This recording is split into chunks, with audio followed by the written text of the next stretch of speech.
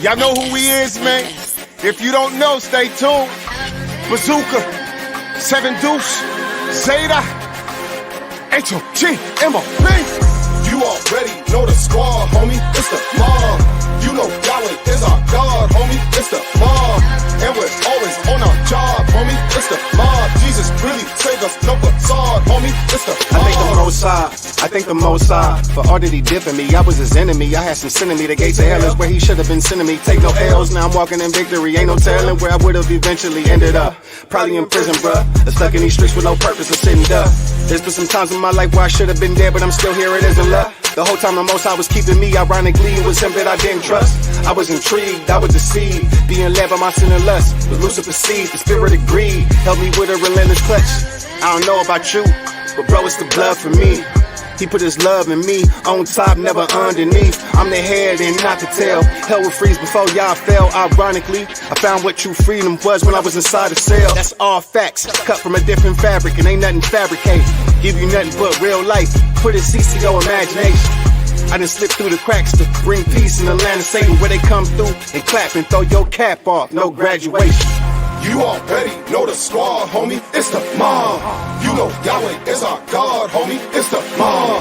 And we're always on our job, homie. It's the mob. Jesus really saved us, no facade, homie. It's the mob. Was in the field with a cheap stripper with a flea flicker, soft cheek liquor. This life froze, free shiver in the deep river till you sleep with Jeopardy with the peak flipper, seeing all blues like sea pictures. Sundown with run around with 100 rounds, it's a tree chipper. Pray shop in deep liver, pray walk to the feet blister. Teach scripture, righteously getting green lizard. Spiritually, I eat liver. Jihad if we seek wizards. We mob, we breed hitters. These demons better cut it out, they need scissors. Spreading lies with a TV for. Open eyes never see before. Real lives never leave me more. Bread of life need to feed me more. Easy score, spirit slide, this a greasy floor. Blood of Christ with a squeegee for. Broke the spell from a Ouija board. We outside, you in the room, stay when it's doomsday where the tombs lay. It's up there where the moon stay. Satan week, no Tuesday. We don't do the perfume spray. With the sun, it's noonday. Every year, this June, May. Old life, cocoons lay. You already know the squad, homie. It's the mob. You know Yahweh is our God, homie. It's the mob. And we're always on our job, homie. It's the mob. Jesus really saved us, no facade, homie. It's the mob. I moved weight like bench press and didn't dress to impress. I copped the chain with the brick guest. Did push-ups to get big chest. Look at my in that thin dress. We lusted after her thickness. Getting rich was our interest, and I turned the block to a big mess. Dudes you used to play Little League with, turn the ox in these streets, yes. Got the uniforms of that heat vest, and a pistol just trying to beat death. Adolescents and we stress, paranoid everywhere we step. If you think you wanna swim with the sharks before diving in, take a deep breath. At that time I didn't know a God, and if it's one, do he love the hood? Can he come and change everything? They was Ray Charles, I didn't know no good. Eventually I met a couple homies, they said my questions they understood. Opened up the Bible, said read yourself, and they showed me answers straight from the book. That's when my old life had to kick rocks. No longer bagging up zip locks. Became a sheep in his flock. Gave up the life of a slick fox. Now I'm working for King Jesus on this mic, hotter than 3 fevers. We here to talk that gospel in hip hop, cause these streets need us.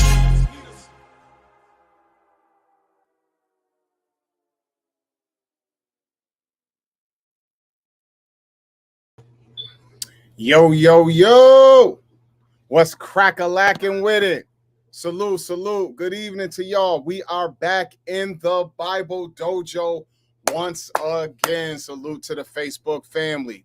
Salute to the YouTube family. Salute to the Clubhouse family. And then every single one of you that might be tuning in tonight. I know, hey, people got a lot going on in their lives. So those of you who might come here for the long haul or for a quick minute, I appreciate you all greatly. So what's cracking with y'all, man? Tonight, we are back.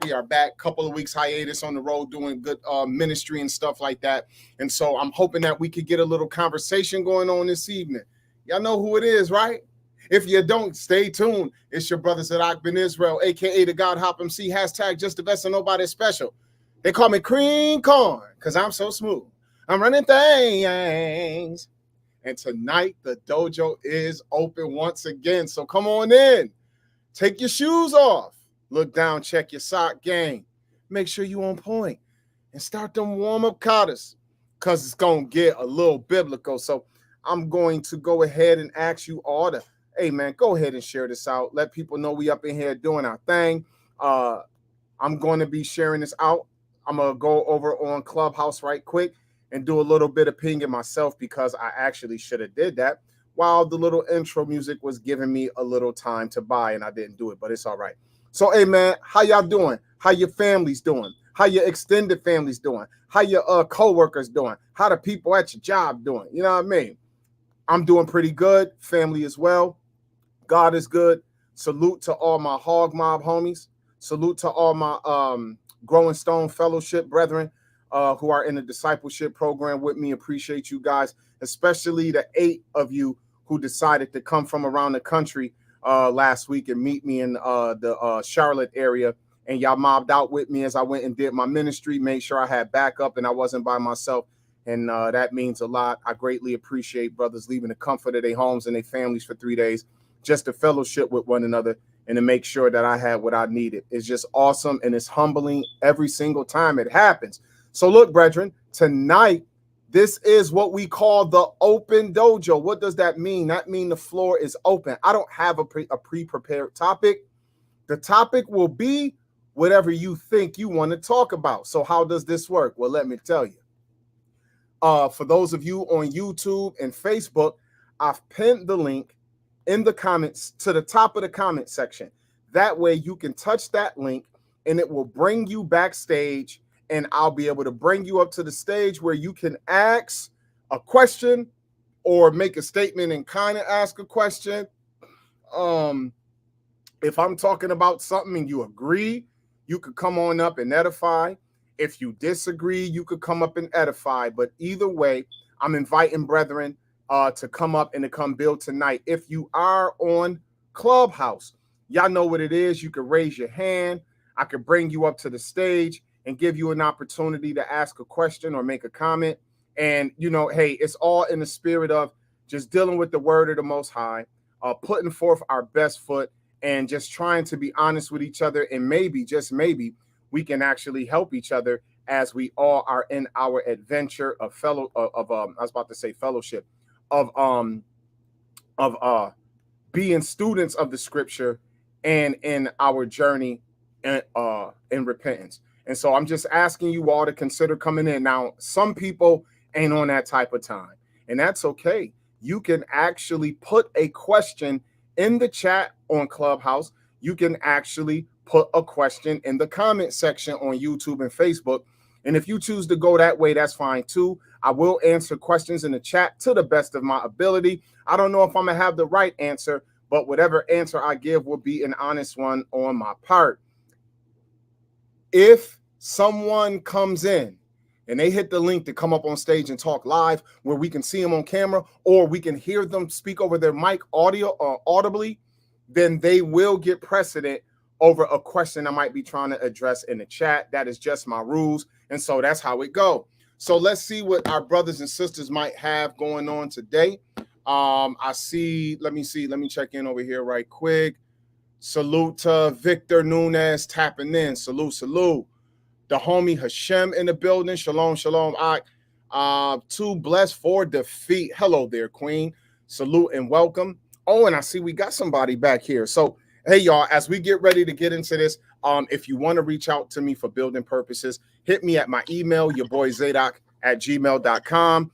And if anyone might be in a position where you feel so led to support the ministry financially, if you're watching on video, you can see the ticker on the screen. And if you're on Clubhouse, you can't see video, but if you touch my PTR, my bio has the pertinent information. Lamont George said, I would love for you and Damon Richardson to debate on who are the true Israelites. I wouldn't mind debating the good doctor. He had some words to say about me about 4 years ago, almost 5 years ago now, back in 2018, with Vocab Malone and those guys. They did a 2-hour live on Facebook about me, calling me the most dangerous kind of Hebrew because of how close I am to a lot of what they would consider Orthodox Christians. But they talking about people they don't even know, right? And but I was like, but bro, I'm a Christian.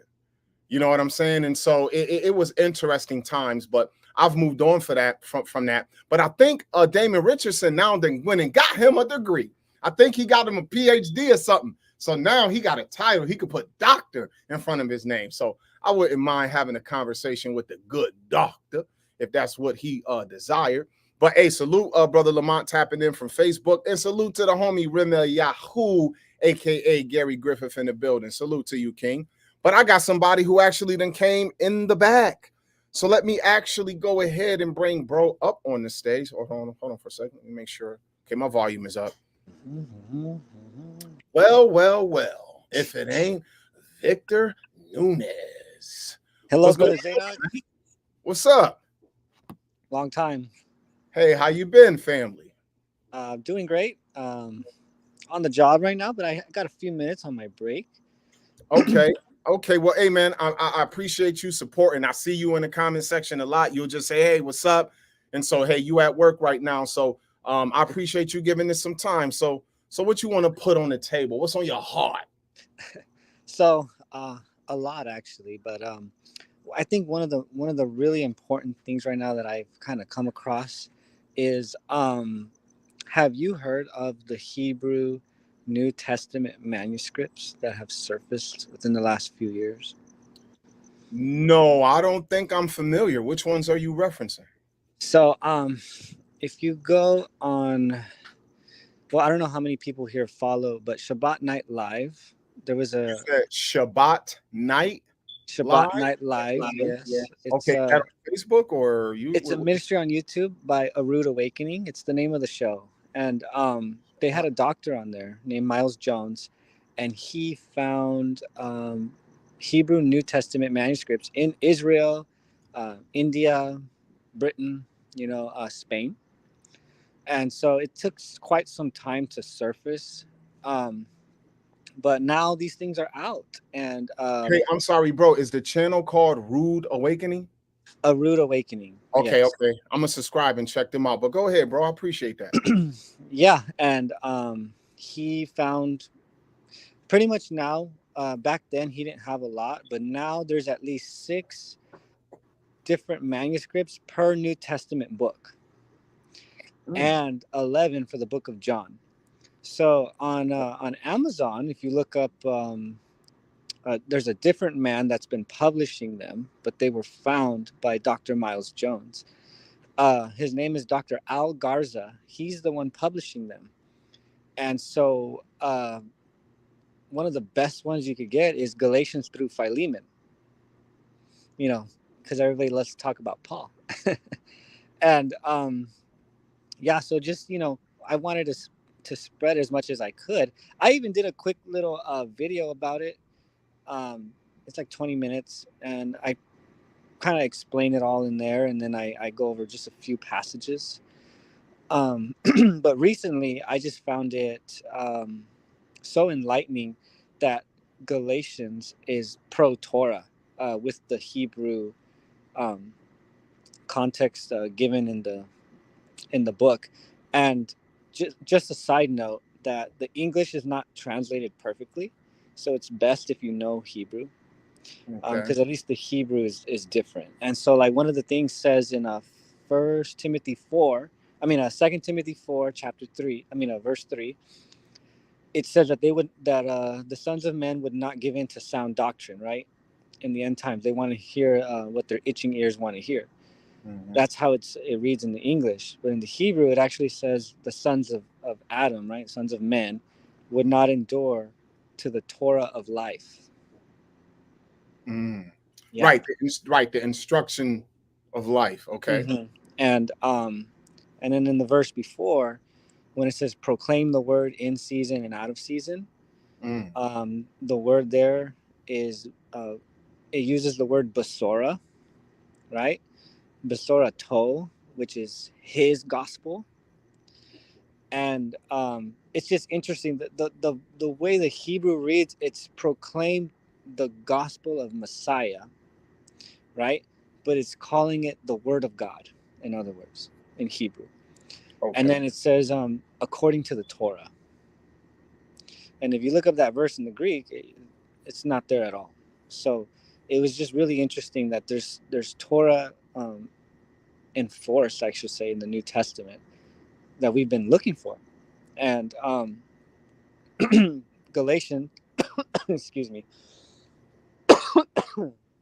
Galatians, um, when Paul explains who the tutor is, the tutor is the Torah, and then he says, we're no longer, if you walk by the Spirit, you're not under the Torah. He uses this phrase, and it's Tahat Mishtar Ha-Torah, under the regime of the Torah. And it's very, he uses it so explicitly. And if I can just cut it real short, basically when you're spirit led and you're not under the Torah, it means that with the Galatians 4 context of being a child and being trained by a servant to inherit the inheritance, that's the Torah. So the Torah is not the inheritance. The Torah is the one teaching you as a child to inherit your inheritance. And Paul made that real clear. So being spirit-led is a maturity that you've reached through the Torah, to where you're no longer a kid, you are a son, you are grown. You don't need a schoolmaster, you don't need an elementary, teacher teaching you ABCs. You're grown. And that's the context of Galatians in the Hebrew. That's interesting, because I would agree with that, because to be honest, that's what I already understand. With that, now in them finding these particular manuscripts, did they give have they come up with some way to give a roundabout time they think that these manuscripts were in Hebrew? Not really. So Dr. Al Garza has a YouTube channel, and he kind of talks about it real quick. But they're like mid-century. Okay. And then there's one, James through Revelation. So it has James, 1 John, 2 John, 3 John, Jude, and Revelation, right? And the picture of it's in cursive Hebrew. The manuscripts are in Hebrew, but they're cursive Hebrew. I didn't know if anybody knew that, but Hebrew has a cursive font. This is interesting. I'm gonna want to check them out, because that's interesting to me. Like, for instance, when you have like, let's say you go back in the apocryphal writings, that 2nd century BC time, when they were putting together the books like Ben Sirach and things like that, Ecclesiasticus. Actually, the Ben Sirach we have, the Ben Sirach, the original autograph is in Hebrew, but the copy we have is the copy that was translated into Greek by his grandson in the 2nd century BC, because of how expansive the Greek-speaking Israelite world was. You had Israelites who have never spoken Hebrew in their life, the same way you got people who claim to be Hebrews and they've never spoken the language. They might do some lexicon research, but they don't speak that. They speak English, or might speak French, or an African dialect. And so, like, when it comes to the New Testament, I do know that many of those original autographs are thought to have been, a good number of them are thought to have been in Greek, but it's clear that there were things done in translating from Greek. Because if an autograph is being written to a majority Greek-speaking audience, like, it's no argument that this letter is going somewhere where the majority of people there speak Greek. If it does go there in that original form, then still, for the Hebrew-speaking brethren, especially back in the Palestine, Levant area, to be able to benefit from knowing whatever the apostles could have been saying, it would make sense that that some of those autographs would have also had a Hebrew translation. So I do, that's fair that the Hebrew will look at the Greek and translate it into a way where the audience that it's being written for can understand the point and the premise. So when you say that these are the things that Paul is expressing, like that Galatians 2 breakdown, that's pretty good, because that's pretty much how I understand it already. So I'm just gonna go. While you was talking, I actually went and subscribed to that A Rude Awakening channel, because now I'm probably gonna jump down the rabbit hole and just see who they are and what they're about. But I appreciate that, and I've never heard of this, so now I want to learn what they believe that the pros and cons of finding this does. What does it do to corroborate, I guess, the validity of the New Testament autographs that we don't have? So we have a lot of manuscript evidence, but we don't have a lot of autographs, like an original writing that they're like, this is the very first one or whatever. I'm just wondering what it's going to do to shore up that the Greek manuscripts of early of early dating have validity to it, to the point that even the Israelite believers would have been exposed to the same writings, but just in their own language. But that substantiates a time frame for those writings and when they were around, to the point that the Greek-speaking world of Jew and Gentiles was getting this from the apostles, and they were making sure that Hebrew. I want to find out who do they think, and this may not come out for a while if this was just found, but who do they think did what in order to make sure that the Hebrew-speaking population could read those, those letters. You have the 7 letters of Paul that are attested to as them believing he wrote them with his own hand.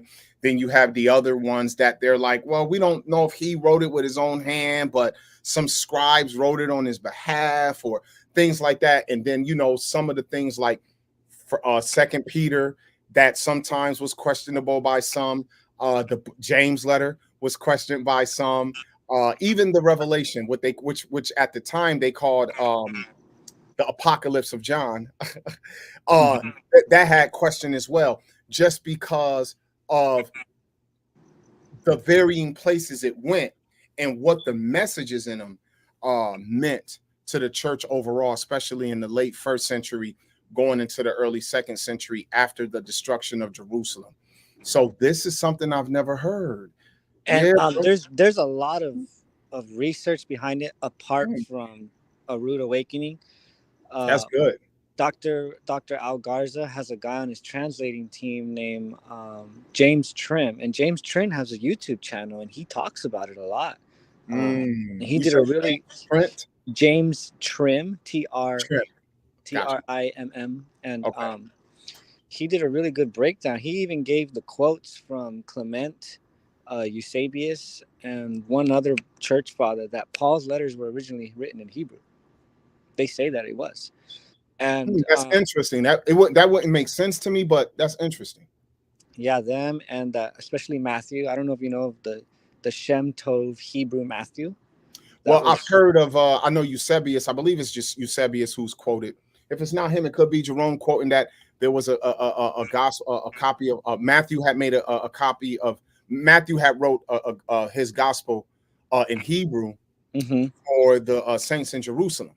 They're claiming now, and if this was done, then they're claiming that this was before the destruction of Jerusalem, because we know that also those traditions have Matthew being put to death as a martyr for the gospel before the destruction of Jerusalem in 70. So this is interesting. Yeah, there's a lot to it. I could not do it any justice trying to explain it too quickly, but A Rude Awakening has several videos about the guy that found it, and he talks about it. And but if you buy the books on Amazon, it's a lot of information to take in. But there's so many videos. There's a Facebook page. I forget what it's called, New Testament Hebrew Manuscripts or something like that. And I joined it recently because of the algorithm.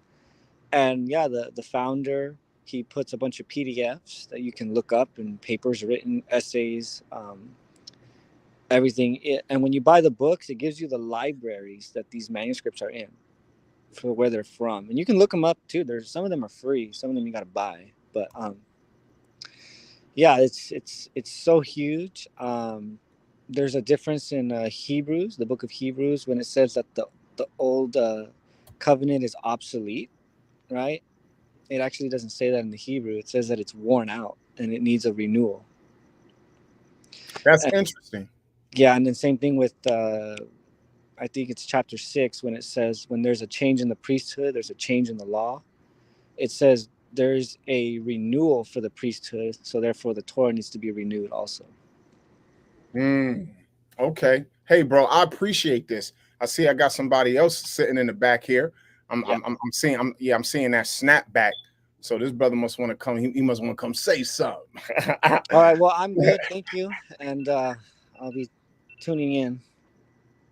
Hey, but hey, yo, man. Hey, Godspeed at work. Thank you for that information. And you know, if we talk again, I'll let you know what I'm finding. But this is interesting. I have not heard of this. Mm-hmm. Okay, that's what's up. All right. So, hey, y'all. Shalom. Hey, if y'all heard, if y'all heard what the brother, salute to you, and shalom to you, Vic.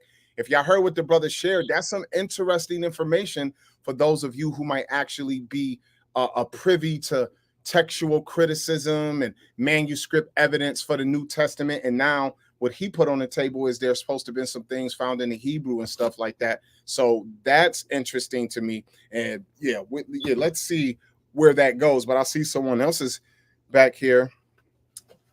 What's happening with you, man? If it ain't trouble. Hey, don't you mess with that. What's good, Dwayne? What's happening with you, bro? What you got going, man? Maintaining and sustaining, bro. You know, I'm just up here on a Sunday night running my trap, just trying to talk that talk, see what people into this night. You know what I mean? What's up with you? Shoot, I'm just chilling. Hey, hold on. Mm-hmm. Come back over here. Come back over here. That's interesting. Nah, my baby got my wife phone, man. And she like to throw stuff. You watch it like a hawk, too, man. Go dive and catch the phone before it hit the floor. Thank you. Go take it to your mama. Nah, she know what she be doing. She like to throw stuff, period. Oh, she one of those. She in that stage. She been in that stage for about 7 months. Come out. But yeah, man, shoot, we ain't been making too much noise, man. We on the tree of life right now. That's what we on right now. Okay. Yeah. What it is. Yeah. Nah, I forgot what. I don't even remember what got us around that corner, but I know yesterday we were just discussing the aspect, you know, everybody look at when Satan. Well, let me put it this way. Everybody don't look at what the tree of knowledge of good and evil is as being the law as we do, as just searching the text and seeing what that is. You know what I'm talking about? But as forth as the biggest lie that the devil told, not just you'll live forever, but that you'll be as gods by knowing the law. You know what I'm saying? And when it's forth as being the son of God, the law don't got nothing to do with that. You know what I'm talking about? So the aspect of when you look at it, say how the tree of life leaves are for healing. You know what I'm talking about? Then of course, even the key component, like when you go to Jeremiah 17 and he tell you those that trust in Yah, he described them as being as a tree of life, and that their leaves have no anxiety, no worry, no fear. You know what I'm saying? And then you know perfect love casts out fear and everything that go along with that. Because it was really, this is what we really do, because I don't really like stuff to, once we started streaming on YouTube on a regular basis, I had to put a title on there before we started, because usually I wouldn't name a video when we was using Ustream until I was finished. You know what I'm saying? So that means now I got a framework of what I might do before we sit down. When before I may or may not know what I was gonna do until I sat down. You know what I'm talking about? So, you know, Proverbs 27:18 talk about how he that keep the fig tree shall be honored, or he that keep the fig tree will eat the fruit thereof. So we had already been talking about the fruit in the fig tree, and more so, if you keep the way of the tree of life, then you can eat the fruit at the end. And of course, you know, the fruit is the stuff in Galatians, because I tell my people all the time, you can't practice the fruits of the Spirit. The fruits of the Spirit are the byproduct that you have it. You know what I'm saying? Because the Spirit should produce particular behavior. You know what I'm saying? Like I know the other day on Clubhouse, listening to some of them boys talk about that junk that was disturbing. You know what I'm saying? It was disturbing. Just on the aspect of the comfortability with being sinful. For people who saying that I'm in the word, I'm born of the word. You know what I'm saying? It's my personal perspective. Some people may agree with it. Some people may not. I say, man, after you've been in the word, man, about 3 to 5 years, and you still playing around with sin, you playing games. Because there's no way in the world that you should be consuming a sanctified word that should be cleansing you and perfecting you, and you still playing with sin 60 months later. Like, we have to really take that in account. 60 months of doing something, and you still in the same place you was when you started. If we was to remove that and put that in any area of life, that type of output wouldn't even be acceptable. Wait, hold on. So are you saying the idea of whatever it is a man claimed he's repenting from, still finding yourself practicing that versus, hey, something happened at some time and Right. See, I'm not talking like I trespassed give you an or- example. I give you an example because I don't know Yeah. all the details, right? But I tell my people all the time, it's not the sin that I'm gonna have the issue with, which it's the mindset. See, a sin can happen if you put yourself in the wrong position and you ain't as strong as you thought you were. I can Oh, yeah, understand that, definitely. but I'm dealing with the mindset. Because if your mindset is sour, then you're gonna do that sin again. It's not a matter if you're gonna do it; it's when you're gonna do it. You know what I'm saying? Because if you have an issue with lust for whatever reason, and you don't deal with that, oh yeah, you're gonna sleep with somebody's wife again, or you're gonna go out here and whore around again. Because when people come to me and say, "Hey man, I did X, Y, Z," I don't even focus on what you did because that's done.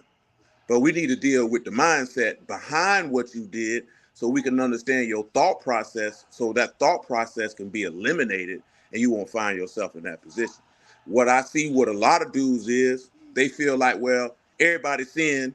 I said I sinned, so I'm good. So your mind's still the same. So you still a wicked bastard.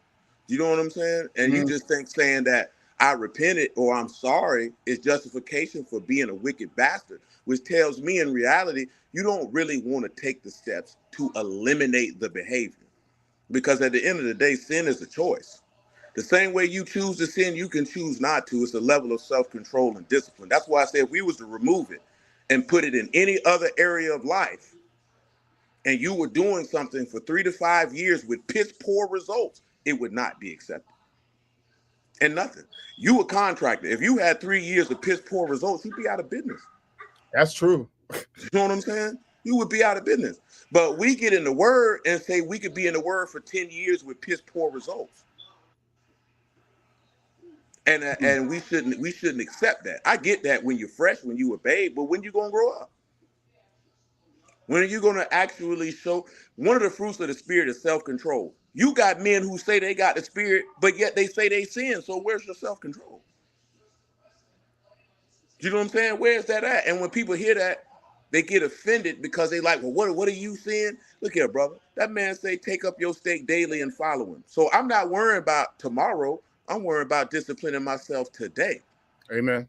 And then if I can get to tomorrow, then I'll worry about disciplining myself tomorrow. But then also he tell you, hey man, where there's temptation, I make an exit. Niggas will look at the exit though and don't walk out of it. Like I'm just saying that as an aspect of men. I know you can put, like I said, I know people can put themselves in a position to slip and fall, whatever the case may be. I'm more so talking about the excuses and justification of people who keep this man's name in their mouth, but live any kind of way. And then you wonder why people don't listen to you because they're watching you. You're blaspheming this man's name. You know what I'm talking about? And then you think saying, I repent. It's gonna clean. I literally heard a dude say he cheated on his wife and was mad because nobody wasn't there to support him for cheating on his wife. Oh, wow. And he put it on a record. I was amazed. I'm like, I don't look at that and think this is honorable. I look at this as disrespect as a man. You know what I'm talking about? Cause look at, man, you know how many brothers we done had around here who done had sex with their old lady before they married them? I didn't cuss them people out. I ain't go off on them people. I'm telling them like, hey, you know better. Whoop, whoop, whoop. This how we gonna fix this. It's a brother just got a sister and they don't live here in the city. She was pregnant. I told them, well, y'all got 2 options. Get married or leave her alone. That's it. There's no need to jump around no bush because that ship sailed. You done already laid with her. She's already pregnant. You already know you're wrong. I don't need to bash you across your head about that. You know better. You know what I'm talking about? But when you have a continual pattern of doing this, that's disrespect to Yahuwah, not to me. Well, look, the scripture, the scripture says in I think it's Proverbs, Solomon said, even the child is known by his behavior, whether it's good or bad. I mean, it's that simple. Like, you'll look at a kid and be like, man, that's a badass little dude. Or you look at a kid and be like, man, that kid got manners. You know, you're not necessarily speaking to the perfection of a child, but by the attitude and by the actions carried out, you're going to point out that's this or that's that. And That's so what I'm with saying. adults, it's even more pronounced. And so for those who claim to walk in the spirit of the Most High, this, that, and the third, your mouth, the way you come at people, the things that you do or do not do that are in accordance with the commandments of the Most High. Right. Even if you find yourself on the side of having offended one, and your willingness to take a rebuke or right. correction for something you've done, all of those things together add up to us being convinced, yes, that person seems to be this or not. It's really that simple at the end of the day. This ain't rocket science. I think people have we have a saying that we press toward the mark of the high calling, the Messiah, not the kind of sort of calling, not the halfway, sometime this, halfway that. And because that calling is an heavenly one,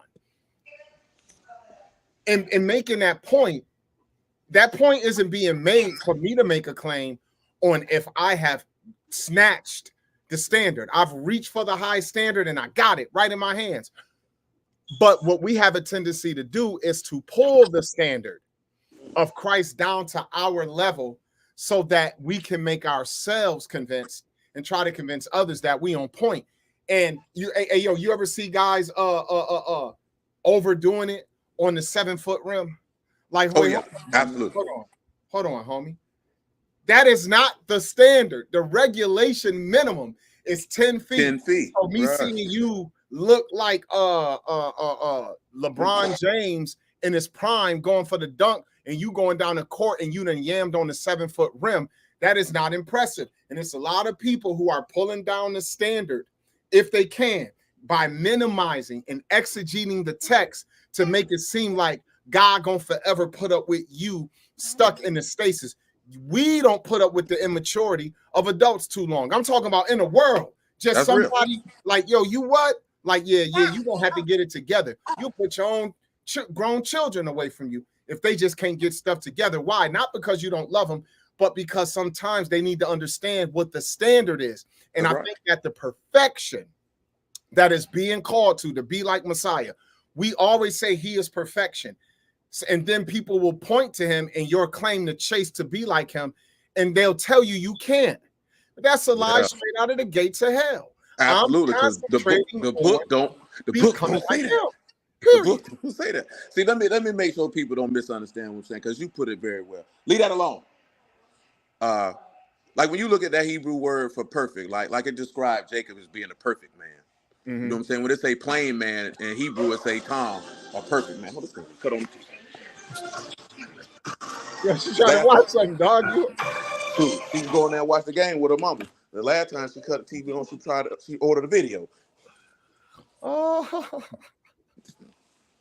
But yeah, man. But it's the word Tom, and one of the key components in it is integrity. You know what I'm saying? Yes, like I said, right? People like this. I know some people. Okay, you first get in the word. Ain't nobody expecting you to be X, Y, Z. But 5 years, bro. What have you been doing for the last 5 years? You know what I'm saying? That'd just be like if you ran across a dude and he was broke and he ain't been to prison, and you be like, "Well, bro, what you been out here doing?" You know what I'm saying? Like, what have you been doing with your life? Now, see, I'm different, right? I ain't come from no church, bro. I ain't come out of no camp. But when I first started looking in that word, I seen in the word clear as day. It was like, yeah, you can live and not sin. Then the first time you talk to people about that, everybody sinned. Nobody said everybody didn't. Yeah. Clearly, everybody sinned, or we wouldn't need a redeemer. That's common sense. You know what I'm talking about? You know what I'm saying? Like, that's common sense. Look, I'm just being honest with, like, I mean, you know me for a long time, right? But some of your listeners might not know this, right? I wasn't looking for the word, bro. When I got out of prison, man, I wasn't reading no Bible in prison, man. I wasn't thinking about no Bible in prison. I was not looking for this man. This man found me. You understand what I'm telling you? So because he found me, I'm like, okay, I'm gone. I'm down with it. You understand what I'm telling you? And then as I'm opening up the text, I'm seeing things like I see Proverbs 28:13. He that confesses sin, well, he that covers his sins won't prosper, but he that confess and forsake will have mercy. So I'm like, you got to stop doing what you're doing. You know what I'm saying? Then I'm reading that 1 John. He say, well, he that's born of God don't commit sin. his seed remain in him. So then I'm seeing where he say the seed is the word. So if the seed remain in me, that means the word is in me. So if the word is in me and he's the word and he don't sin, that means I wouldn't sin because the word is in me. To me, this is just like common sense. This ain't no religious doctrine because I didn't even know brews were on the internet when I first got into it. I didn't even know such a thing existed. You know what I'm talking about? So all I'm around is the niggas that I know. Like all my homeboys, the dope boys, the robbers, the killers. These are the only people I'm around, regular people. So when I'm seeing this, I'm like, okay, then I need to stop sinning then. You know what I'm saying? If I put the word in me, then I won't sin. This is what he's telling me. I see, bye-bye. I see Luke 6:46, this man said the disciple's not above his master. Everyone that's perfect will be as his master. So then he telling me that I can be just like him if I obey him and do what he did. So this is how simply I'm looking at the word. Because remember, I'm not influenced by none of the other stuff that most people who come in the word is influenced by. I'm influenced by what the word say. You know what I'm saying? Right. So when I see what the word say, okay, blessed are the undefiled in the way they don't commit sin. And I'm like, well, why people all my entire life? I always heard people say you can't stop sinning. Then I'm seeing that sin is a choice. And then it made me flash back to a conversation I had with a dude when I was locked up. We was in the court shoot. This dude talking, you know what I'm saying? We waiting to go in the courtroom. He like, yeah, God got us in here. And I looked at this nigga, I said, man, shut the hell up, bro. I said, I don't want to hear that. He said, what you mean? I said, let me tell you something, man. I said, man, I went to go get my real estate license, bro. I stopped selling dope for 9 months. I said, you know what happened? He said, what? I said, I ain't go to jail. I said, you know what? I started selling dope again. I said, you know what happened? He was like, well, I said, nigga, I'm in here talking to you. You know what I'm saying? So that means that was a choice. Because I'm and so when I'm getting to dealing with the word, I'm sitting here looking at it like I can choose not to fornicate. I can choose not to lie. I can choose not to covet. I can choose not to worship idols. I can control my behavior and conduct. The scripture says that the man who controlleth his tongue is able to bridle the whole body. That means and keep it under control. Like you will make even it's not that you can't be tempted. Messiah was tempted. Right. Absolutely. But I won't fall to it. Who said you actually got to? Like, no, see, why? Because you're flesh. No, because I'm flesh, I definitely have the ability to be disobedient if I give into the things that I remember. There's a muscle memory with sin, homie. Absolutely. Because we lived in it so long, it can try to tempt us in various ways. Bro, absolutely. Ain't nobody gonna tell me I cannot keep the promise that I made to my woman and that I made to her mama and her daddy and all my in-laws and my mama and all my family when I had all these people. I'm talking about, yeah, I'm gonna be with this woman, and I said these words and repeated them. Then she said these words and repeated me. When I signed a contract with a client to do the job, can I mess something up? Verily. Yeah. But I'm here because of how skilled I am. So somebody will sign a contract with me and give me $6,000 to go ahead and solve this problem. I'm doing my best. It ain't in my mind that I'm going to fail. So why would it be that when I look at the 10 commandments, oh, I got to break one of these? Hell, I do. That's how I feel, bro. Because that's just how I was taught as a man. See, you just said something, right? I told this lady, a young lady I went to school with, right? She was posting something talking about how a woman's pleasures of her flesh would be good enough to make a man give his debit card to her. I say, lies you tell. You know what I'm talking about? But then she mentioned something about it'd be so good you wouldn't cheat on your wife. And I had to tell her something. I said, man, I'm be honest with you. I wouldn't cheat on my wife because I love her so much. I'm not gonna cheat on my wife because I'm a man of honor and integrity. It ain't got nothing to do with her. You know what I'm talking about? That's right. Because I said I'm gonna do X, Y, Z. This is about the honor and integrity of the word that I profess to stand on. It's not influenced by a level of love for her.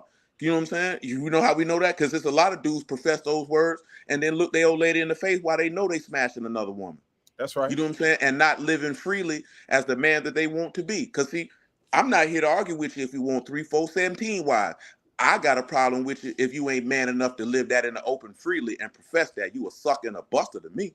You know what I'm talking about? Because Yahuwah said to not deal with your wife treacherously, and that means to be deceitful. So what you lying for? So that's right.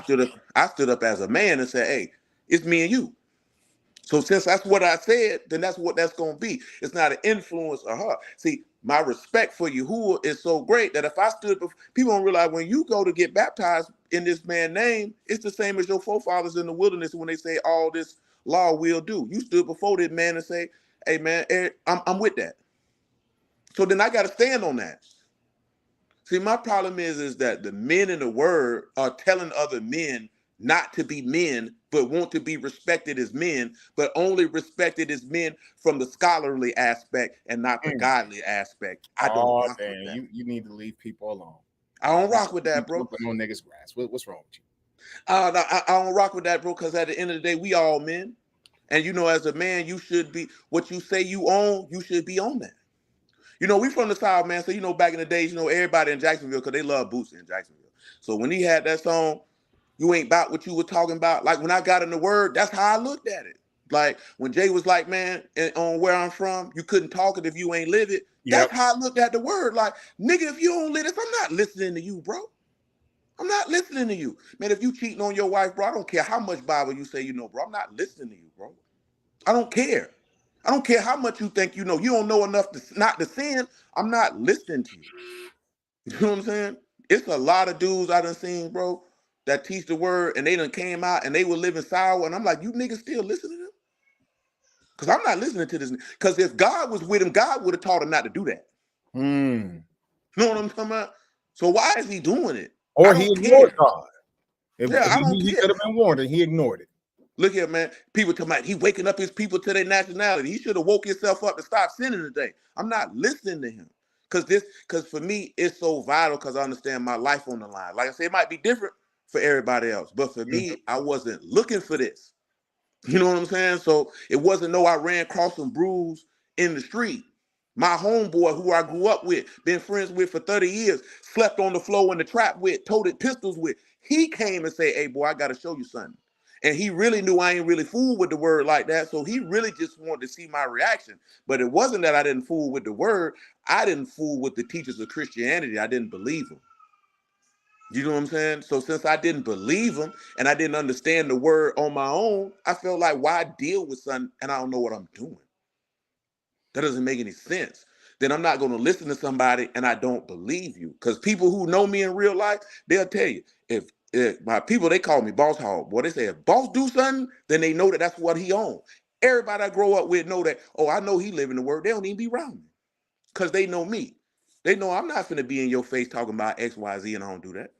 I never walked the streets talking about I was a killer. Niggas know I ain't no killer. I was a dope boy. I'm gonna get this money, I'm gonna stay fresh, and I'm gonna smoke some weed. You catch me, we can get high together. That's me. Never changed, never deviated. Everybody know who you see, that's who I am. I don't give a damn who looking at me. I don't do this for views, clicks, and likes. I don't even know you niggas to seek your validation. You know what I'm talking about? Like straight up. I don't know you. I don't know you. You know what I'm saying? You telling me that I'm a great dude or this, that. What does that do for me? That doesn't do anything for me. That doesn't boost my self-esteem. I love myself before I met you. So I don't need your applause. I don't need your validation. I don't need your praise. I don't need none of it. I need a testimony like what Gabriel said to Daniel. Oh man, greatly beloved. That's what I need. I need to know that in heaven, my name good. Man, we read this verse every time we have service, bro, which is a minimum of 12 times a month. In John 5 and verse 44, he said, how can you believe that seek honor one from another and not the honor that comes from God only? I live by that, bro. I don't need your honor and praise. You know what I'm saying? I don't need it. I'm not saying I'm gonna look at you. Don't praise me. I mean, I understand why people do it. I don't need it though. Right. I don't require that. You know what I'm saying? Most people don't even know I preach when they see me in the street. You know what I'm saying? They don't know that. Hey, bro, I'll tell you this. It's like my family. I go to work every day, bro. And I work on their behalf. When I come home, my wife and children don't have to say, thank you for going out here today and doing what you do. The times when my wife said, babe, you work hard. I appreciate it. Da, da, da, da. Every now and again, you do something for the kids. They're like, thank you. That's dope. Hey, that's dope. And that's a recognition that you happy about something I've done. But that's not required of my wife, bro. I've been my wife for 26 years. There ain't no requirement for me to get a daily thank you. I need to be, damn it, I need to be appreciated. Oh, no. You want to show me you appreciate me? Then just your part of the bargain. When you're good at it and it takes care of me, that's all. You talk to me with your action, because you could tell me one thing and but the things you're doing or not doing don't line up. So I don't need to walk around, hey, am I a good husband? Damn it, I'm convinced I'm one. And just because you got to every now and again, don't mean I'm not. Hey. So nah, bro, that's what's up. It's like my bros, you know, praise the Most High. I was just last week, I was down in the North Carolina area.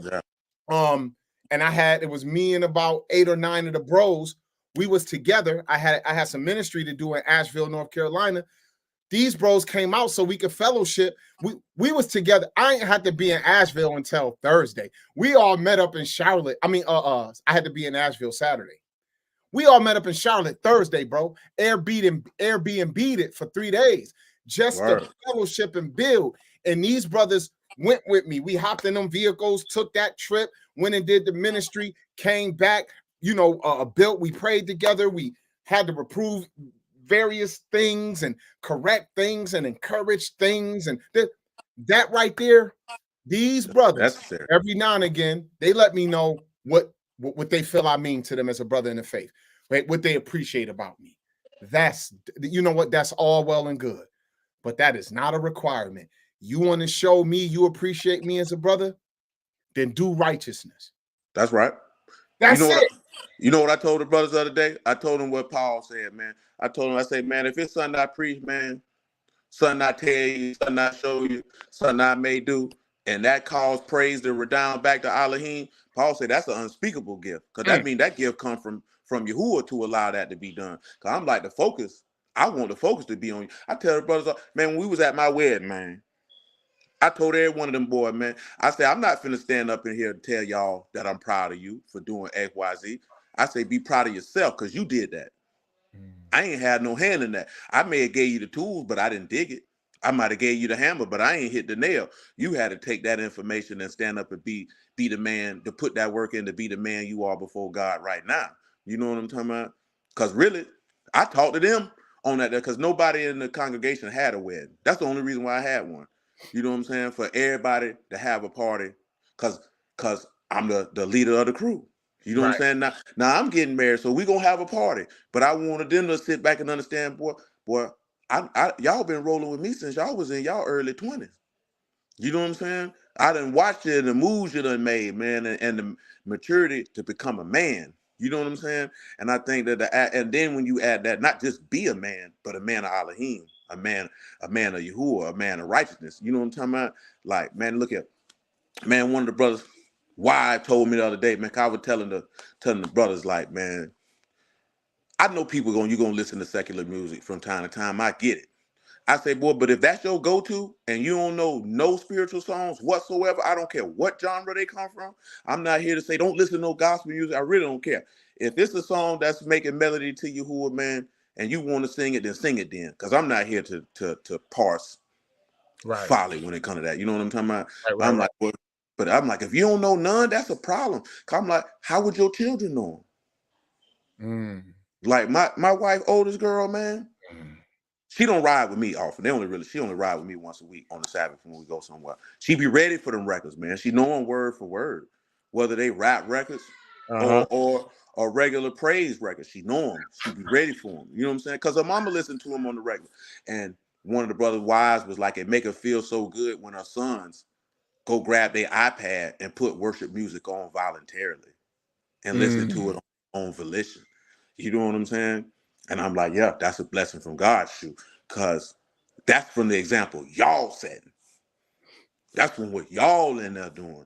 So when they see y'all doing it, they gonna want to do it. Like, I think he was in that room, them boy were talking about the cussing and all that there, man. And I'm like, it's such a simple conversation. I tell my people this all the time. You can say whatever you want to say. The book say teach sound doctrine. So I'm like, what is sound doctrine? It's healthy doctrine. So if you can't teach it to your kids, you ain't got no business doing it. So I told them, if you want to use them words, use them. But if your son use them, don't chastise him now, because now you're a hypocrite. Because that means you ain't got no business talking like that. Because what did the book say? He said, what the Father do, the son do likewise. So your son should be able to mimic your conduct. And if his conduct you performing that you don't want your son to mimic, then that conduct you ought not to be performing if you say that you believe what that man said. You know what I'm saying? See, for me, it's just about being a man, bro. You know, some people be like, oh, that's that perfect doctrine. I'd be like, why does that offend you so much? Yeah, that's that perfect doctrine. I mean, we got a perfect God. You know what I'm talking about? And I'm like, but see, this is my thing, man. If you really faithful, like when you really look at him when he declared his name, like Yahuwah, merciful, gracious, abundant in goodness and truth, long suffering and forgiving sin and transgression. When you look at that particular conduct, how would you go foul? That's what he mean with, like, if you love him with all your heart and love your neighbor, you're not gonna sin.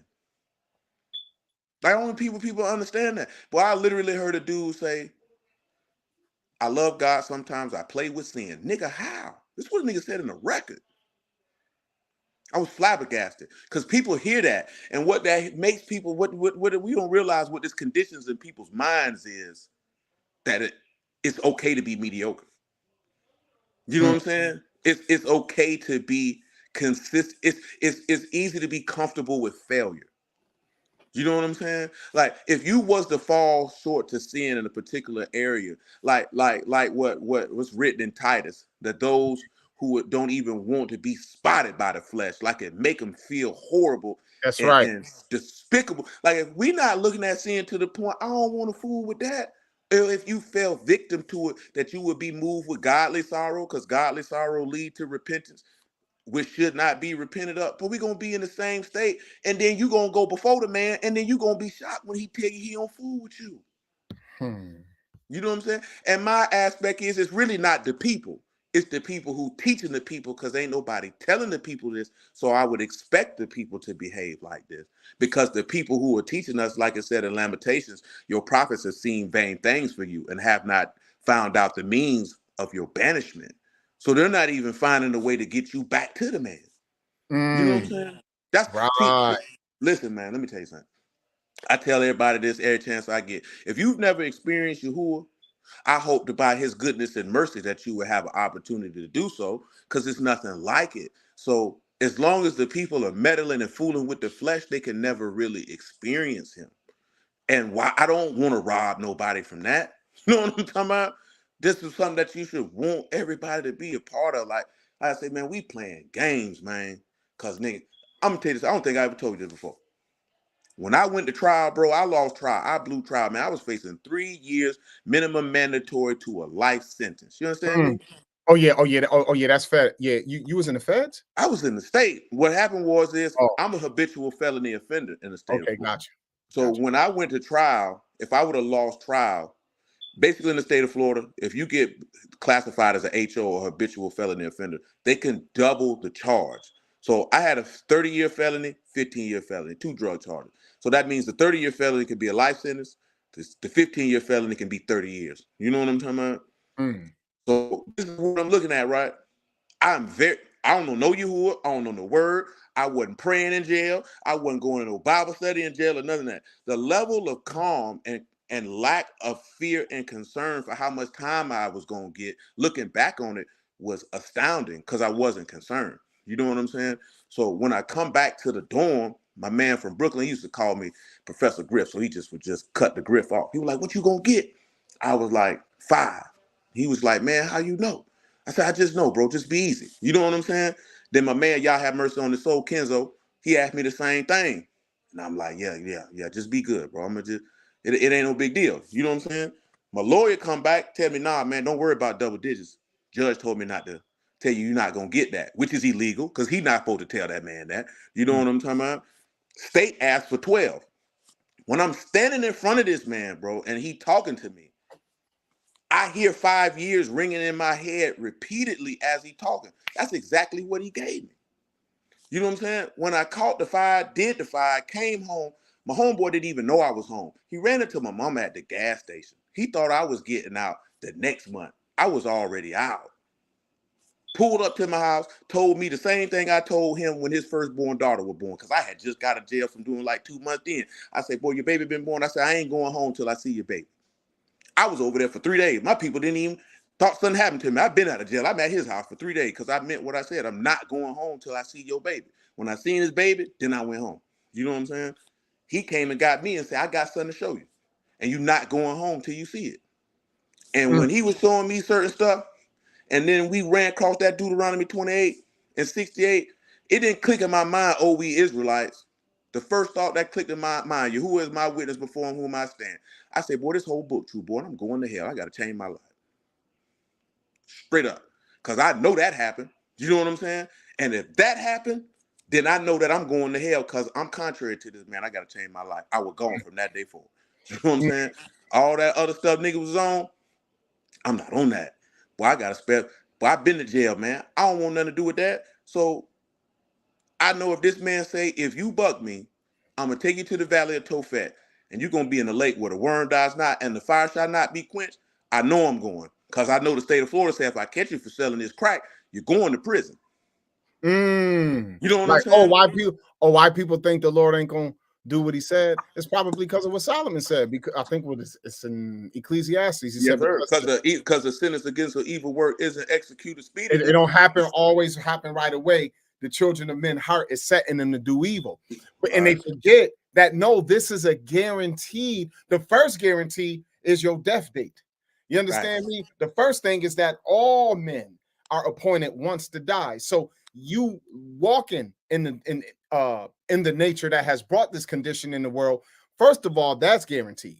But outside of that, you know what? I think for those who claim to allegedly not be that no more, whatever their sin was, everyone ain't the street. Everybody's sin ain't the same. But whatever their sin is, and they claim that this is what they've repented of. I think this is why people minimize what was said in Hebrews 6. They minimize it, good brother, because like the writer of Hebrews said, he said, look, man, let us put down that beginning, like the milk portion of the doctrine of Christ, the elementary doctrine. It's the doctrine of Christ is great, but there's a part that we start out in. And he said, we got to get away from that phase and we got to go to maturity. Absolutely. And we can't lay again the foundation of repentance from dead works and of faith toward God. And all of that. Bro, that means you claim to have laid a new foundation in Christ when you claim to repent from dead works and walk in faith toward God. So if you're going to wind up just living a sinful life, knowing that you claim you claim your whole, are you baptized? Then damn it, that's a mark on you. It's like circumcision in a man's flesh area under the old covenant. That sign in your flesh is a token that it's proof that you under something. So that baptism in Messiah is your claim that you're ready to walk away from sin completely. I'm dead to that. Yeah, I ain't fooling with it. I'm dead. I'm dead to that. And now I walk in the things of Christ. This is why John said, he said, hey, little children, do not sin. Yeah. But if a man do sin, but you have advocates. Hey, we know it can happen, but that's not what we banking on. Guess what the commandment from us is? Don't sin. Don't do it. Minimize it because they leave themselves and out. I ain't leaving myself and out. If I do something foul against the Most High, bro, I'm gonna be on my face asking for repentance because, man, I don't want to be thought of as possibly walking over the life of Christ like it's an unworthy thing to be walking some foolishness. Man, I tell people all the time, man, it's certain stuff, man. Nigga, if I do that, I ought to go to hell. I can't be around here saying, hey, man, don't be sleeping with other men's wives and then I'm knocking down somebody's wife. I ought to go to hell. You know what I'm saying? Like, people don't realize that, man. I done told people that, bro, if I'm out here telling you to do X, Y, Z, bro, and I'm living a whole different way, I ought to go to hell. Because the very word that I'm preaching is going to condemn me when I come seeing. And I'm not finna be doing that, man. But then for me, though, bro, even before I was in the word, it's too much work to be fake and flawed. To be something, to craft an image. I don't have the energy for that. You know what I'm saying? Life is difficult on its own. You know what I'm saying? Just life, period. Than to be crafting an image to make you think that I'm this and I'm that. Man, I'm just a regular dude, bro. I just happened, by the grace of Elohim, he just happened to, to come through and drop off packs to me for the last decade. You know what I'm Oh, saying? you do got some exceptionally large biceps, though. So niggas might think you about to choke the hell out of somebody just because you're a little imposing physically. They Hey, see like, yeah, you about to, don't say too much to him. You got all the love in the world for a brother. But they thinking just because you physically put together a certain way, they like, man, he on some stuff. And that ain't your attitude at all. Ain't nobody running around saying, yo, he do this and do that. I mean, now that's a man. Leave him alone. Right. Don't play with his life. Don't play with his family. But outside of that, no, that's not it. So I understand what you're saying. Like, no, like ain't no time to be fake. I don't want to be fake tough. I don't want to be fake. What your man say? What your man say? Something. Don't play with me. Play with God. Like, what do you mean? Like, yo, you a man, son. Like, bro. Like, I remember seeing damn, I forget the name of this particular dictator. He's dead now, but he was talking about being a leader of a country and a feared military. That man said, yo, when your time is there, he said, the soldiers around you and all the weaponry won't protect you when God say it's over for you. He says, so be very careful how you deal even with your enemies. Bro, like that's real talk. Like, yo, like don't be out here playing with people. You know what's crazy? That boy who died a few years ago, and it was a big deal, from California, Nipsey Hussle. That man had tweeted, it's I remember good that. to have powerful enemies. And 2-3 hours later, that man was shot. He was gone. Like, yo, it's like, look, y'all, we in the word of God. If I'm claiming to have left the life of hating my brother, the life of just always having a vengeful heart, having a fornicator spirit, when I need to, having a liar spirit, being a covetous man.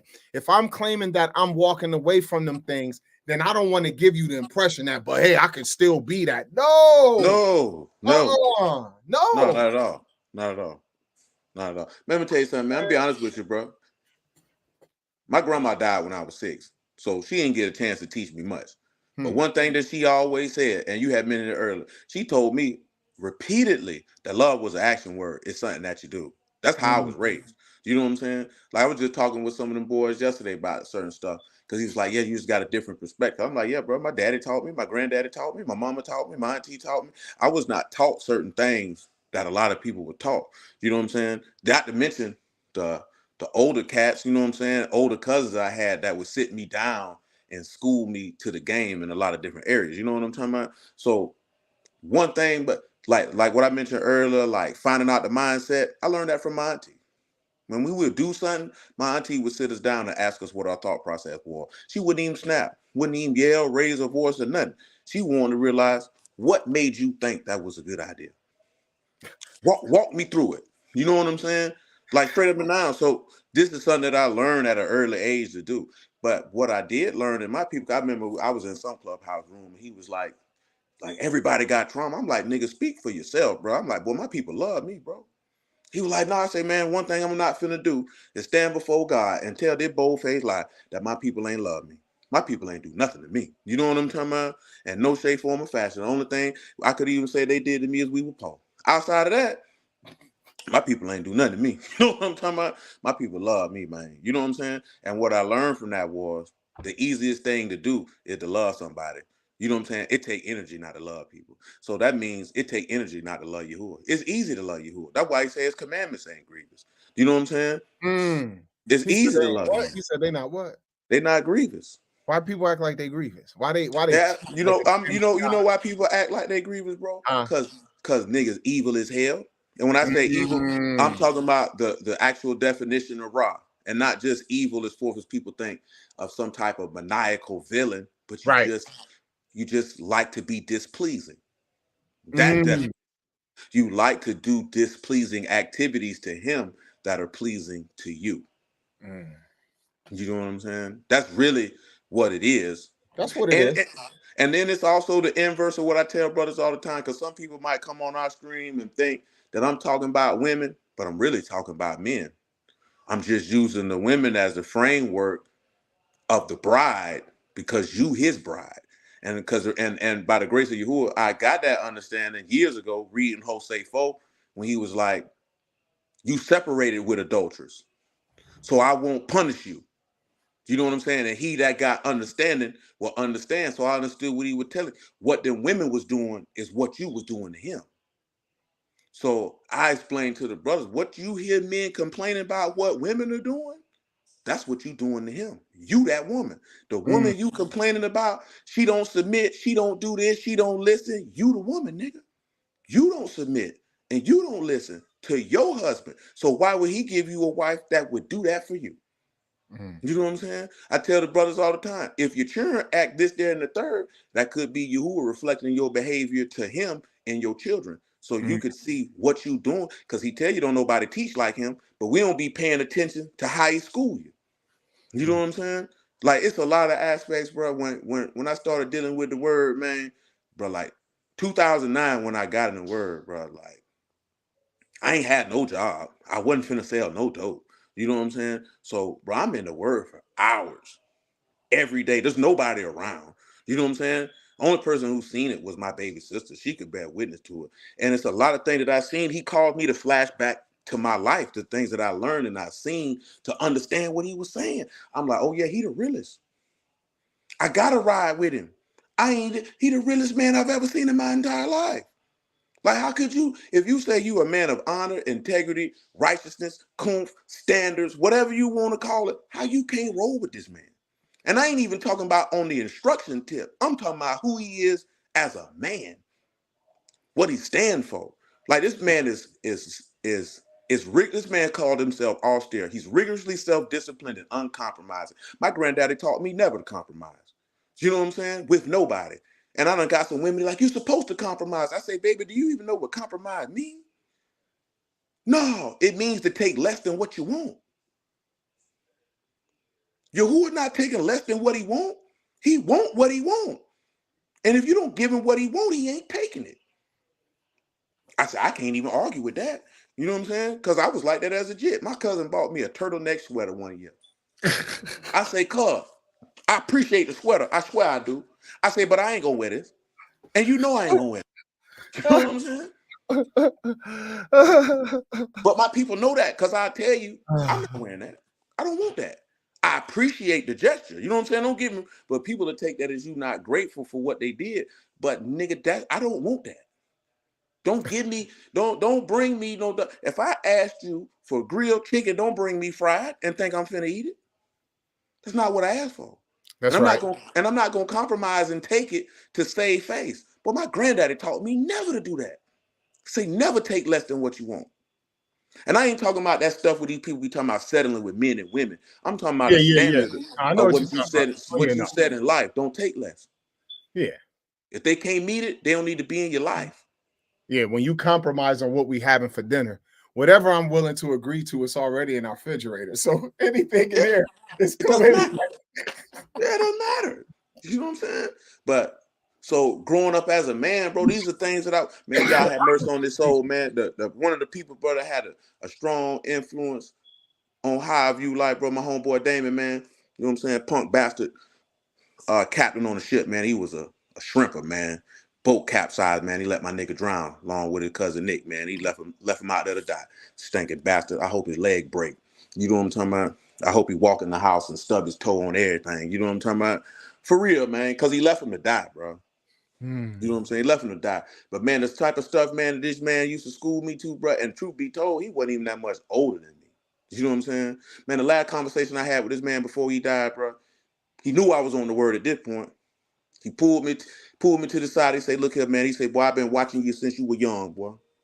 He said, boy, your words, they stay with people. He said, man, keep doing what you're doing. Don't change it. Don't switch it. If a nigga don't like it, you know what I'm saying? He used some colorful language that I'm not going to use. You know what I'm talking about? And he was like, stand on that. But he had been telling me that since I was a kid. Man, I remember one lesson he gave me. I was arguing with our homeboy. He pulled me to the side. He said, nigga, what the hell are you doing? I said, what you talking about, cuz? He said, man, you know what you talking about? I said, yeah.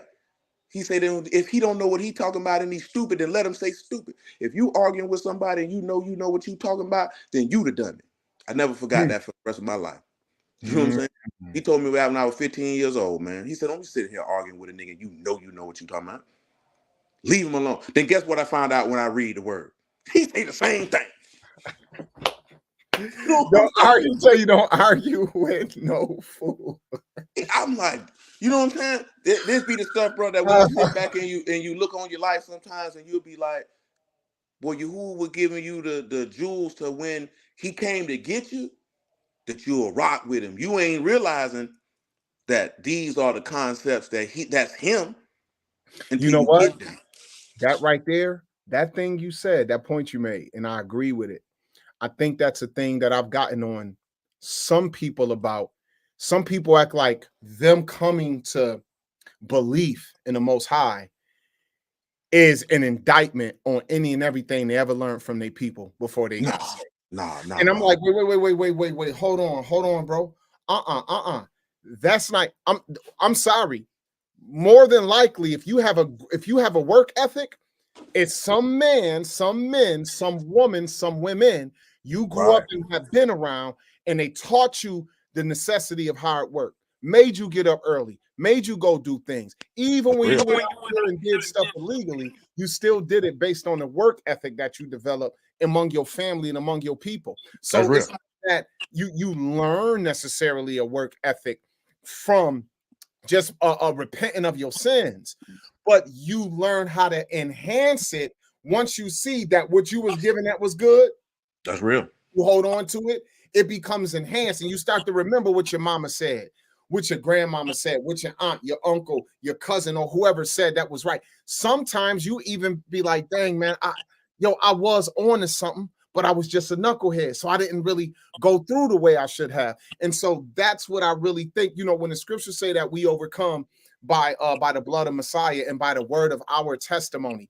The word of our testimony is our belief in Hamashiach, but our belief in him isn't merely just based on what we read of that was witnessed in him, but we so convinced that it's like if we was with him, we would have needed to change so we could walk with him and be with him. So now I'm convinced that everything I've been through that's brought me to this point, and now everything I'm gonna do from here forward was all to magnify the will of the Father in the image and likeness of his son in whom he is well pleased. So when I give my testimony and I tell you how I grew up and tell you the things I've been through and point out the principles that was given to me, bro, you know why I ain't no lazy cat? Because I saw my mama work to the bone, bro, until she fell off a bus in the winter, going to work overtime to feed us, raising us by herself, and getting off the bus in the winter and slip off the metro bus and harm herself. I was about probably 13.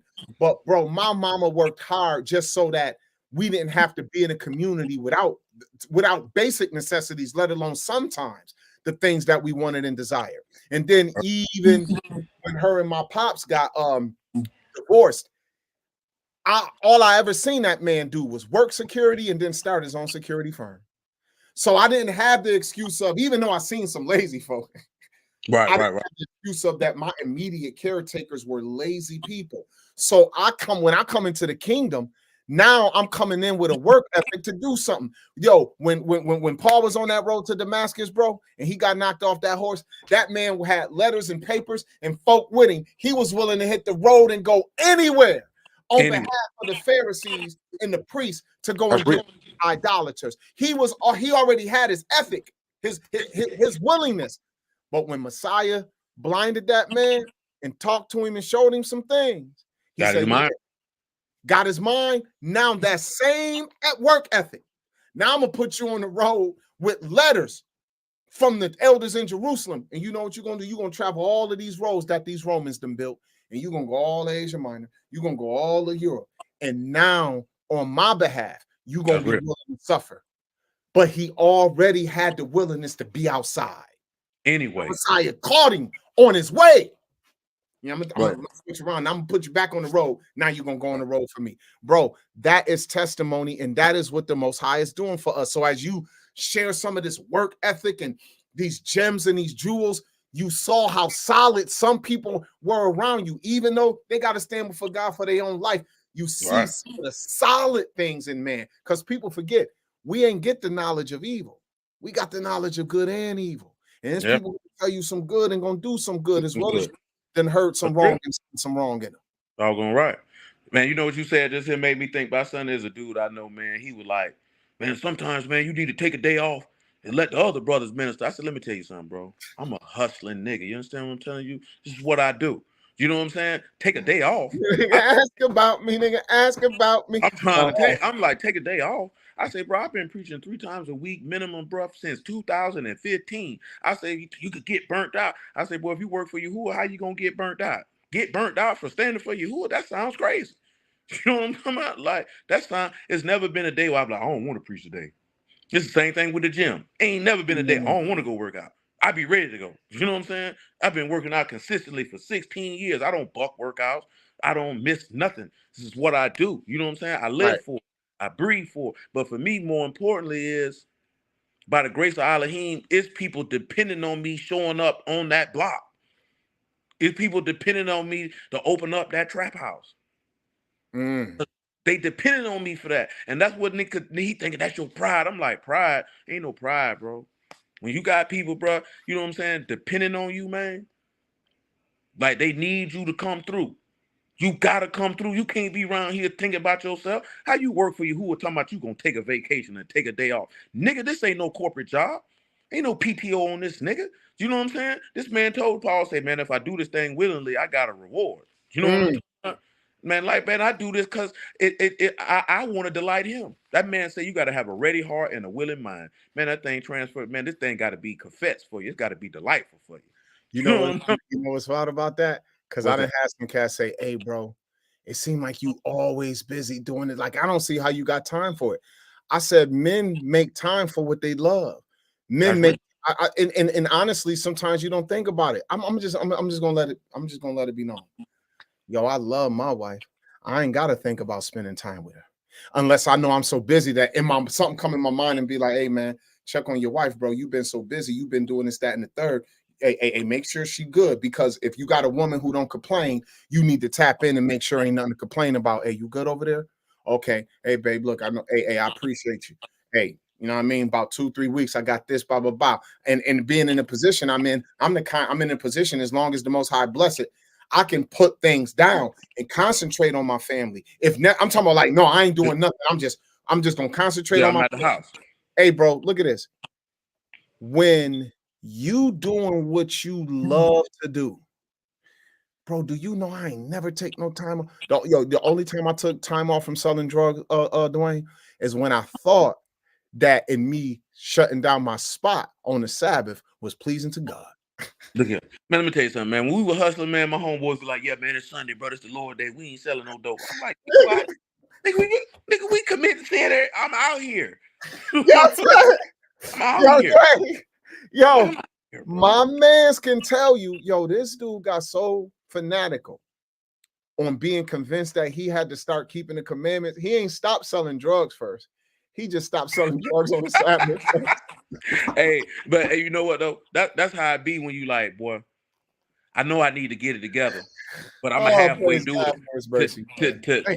to make myself feel better. See, that's how I see how Yahuwah did it, because he had to make sure I'm gonna hit you when you get out of prison. I tell people this all the time, right? Because people like, man, if we would have got this when you was younger, I say, boy, if you would have got it before when you got it, you probably would have rejected it. Do you know what I'm talking about? You probably would have rejected it. It came to you at the point in time when he knew you'd have a heart to receive it. The man know what he doing. You know what I'm saying? He kept you alive for a certain point and a certain time for you to be able to accept it. If you would have got it a day before, your mind wouldn't have been prepared for it. Man, the man say he declared to a man what his thought gonna be.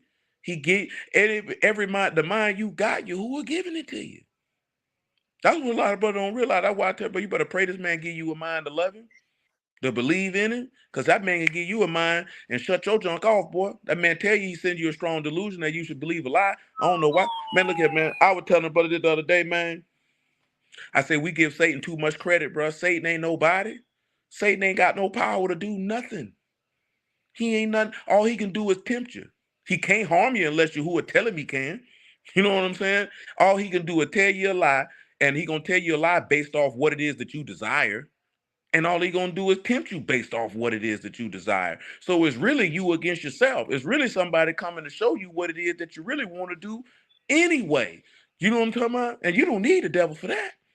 All you need is a goofy nigga who like to tell you what you want to hear. When you look at what he did to the king when Micaiah came with them prophets, he knew that man wanted to hear that lie. He said, "Yeah, go ahead, be a lie spirit in the prophet mouth." That's what the nigga want to hear anyway. And what's so bad is Micaiah told him, bro, the Lord done put a lion spirit in the mouth of your prophets. He even was told and was like, man, whatever. He didn't want to hear it. See, we don't even realize that man really. See, I ain't talking about what's in the epistle letters. That man said that in Isaiah. I give him a delusion. I'll pick their lies for him. So just because you think somebody came and told you you was Israelite, don't think that man ain't picked a lie for you to believe. Man, I was telling the brother this other day, man, and you done heard me say this before, but this for the people listening to understand how serious this is. In Jeremiah, when Hananiah stood out there and told that bold-faced lie, and then he had Jeremiah come back and tell him, man, tell that nigga he lying. That man say, boy, you got the people trusting in a lie, and you done taught them to rebel against Yahuwah. And then you read back in Ezekiel, when that man said, whoever go to seek after that prophet that I deceived, you going to hell with him. Boy, y'all better be careful who y'all be listening to about that word, boy. Because if Yahuwah done deceive that man to believe a lie, it ain't going to be like, well, that's on him. You going to hell for listening to him. You know what I'm saying? You going to hell for looking for him. You know what I'm saying? That's not no light matter. That's serious right there, man. We can't be on that he waking up our people type stuff, man. Yahuwah's not on that. That's our stuff. You know what I'm saying? That waking up our people to our nationality type of stuff, that's your stuff. Because Yahuwah never He never commanded that. That's what you trying to make the word out to be. He never said that. He ain't giving no pat. He gonna be like, well, you told a whole bunch of lies in my name, but you woke up 17,000 people to their nationality. You and them 17,000 people going to hell. And he ain't gonna have no problem with it. And that don't bother. See, that bothers me. That make me sad. Because I know it's serious, boy. I know it's serious. I know the man ain't playing. I don't want no parts of nothing this man got going on. See, some people hear me and be like, oh, he talk about going to hell. No, you only hear that because that's where you going. We really like to focus on the promise. We persuaded of better things. We speak the thing of salvation. You already know that. You know me. Some of these people don't know. That's what we talking about. I'm focused on everlasting life and an eternal kingdom. I got to tell you the other side. You ain't gonna catch the stuff that we focused on because you're evil as hell. And when I say evil, because you don't believe him, you don't trust him with your whole life. You don't really believe you're gonna wake up from the dead and see him and be in peace. You don't really believe that. You don't believe there's an eternal inheritance for you. You know what I'm saying? You don't. Most of the people who in the word, they don't believe that. And you know how we know it? It shows in our conversation and it shows on how we live. You know what I'm saying? Because if you was really believing this man promises would flow out your mouth like water out of faucet. Hey, before I, because I see what time it is, so I'm gonna dip shortly. But I seen this as we was talking. I guess it inspired this brethren here to say, how do you know you have the heart for it? My faith is so small, I can't tell if I'm called at all. I've got these hangups in my spirit that just won't leave me. I say this here, man. I tell the brother this all the time. It takes more strength and power to say my faith is small. Just like you've seen a lot of people in the Gospels that came to Mashiach and say, strengthen my faith. Right. Take courage to do that. So what it is 9 times out of 10, you got to have a heart for it because you confess that in front of people you don't even know. You know what I'm saying? So that means you more concerned about Yahuwah than it is how you look in the eyesight of man. See, the hangups in your spirit, whatever they may be, is 9 times out of 10 is that you obsess and focus on them entirely too much. So one of the key components of doing that is whatever you have a hang up on, you have to look at it and discern what the root of that hang up is and confront it. You know what I'm saying? Whatever that might be. You know what I'm saying? And once you confront it, then take the steps to see now what can I do to eliminate it. As fourth is what you need to increase your faith. It's, in my humble opinion, is strictly the gospel of Yahushua HaMashiach, and that's what will increase a man's faith. That's one of my personal beliefs, that why people's faith is small is because Yahushua is not being preached to people. You know what I'm saying? So therefore, the people remain carnal. You're getting a carnal teaching, so your faith will never be increased. Your faith can only be increased with the words that come from Shamayim. If it's words that come from flesh and from dust and ashes, that's not going to do nothing for us. I personally believe a lot of brothers don't discuss issues that people have is because they have their own issues. And if they have to discuss them, they have to face their own. So instead of facing their own, they just talk about nothing. And therefore the people aren't being, because see, like I told you, bro, when I got in the word, bro, I was around real people. So I was still around crackheads, people who've been molested, people who've been raped, people who done seen people get murdered. You know what I'm saying? Like dealing with real things in real life. So when I was in the street preaching the word and this, that, there, and the third, bro, we talking about real things. Now it's bruised when you get on the internet, niggas ain't talking about nothing that's going to benefit the people as a whole to make them whole. You know what I'm saying? So we really have to focus on, it's people out here hurting, man. You know what I'm saying? In the soul, in the heart, in the spirit. And don't nobody really care, in my opinion, bro.